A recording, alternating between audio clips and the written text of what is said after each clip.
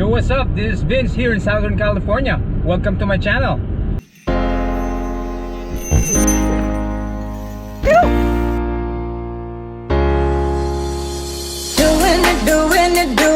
Doing it all for the thrill.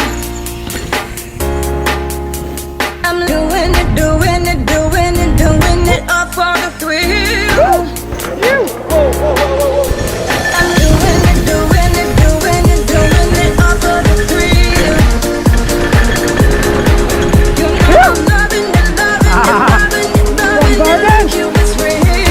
Oh, yes. Hey, bike check. Santa Cruz, Hightower, 2019. Converted yung port niya to 170. Ang original niyan is 150. Ang components niya is XTR, tsaka XT, 1/11. So XT yung shifter, tsaka yung brakes niya.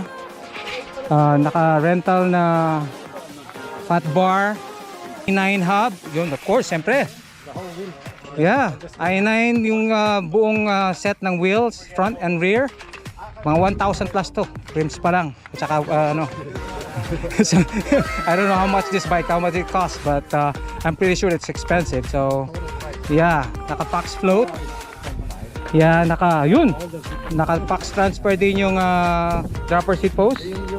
Naka-terno yung color ng orange sa saddle. Nice one. This is a 29er guys, by the way. 29er bike. Maganda sa mga akyatan at saka downhill. So this is already like kahit na 29er siya, it's more like an enduro design yung ano niya, yung setup. So yeah, may-ari ito ay si Ariel. Ayun, Ariel de la Cruz. Yun, bike check.